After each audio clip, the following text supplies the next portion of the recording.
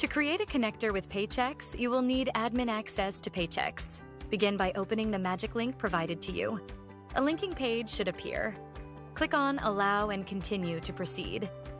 This will prompt you for your Paychex OAuth client credentials. To obtain these, you'll need access to the Paychex admin dashboard where you can create a new OAuth app.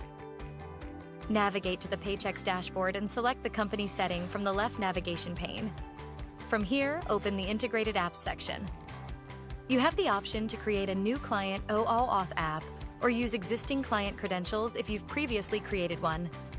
Click on Create App to create a new OAuth app and provide the necessary details.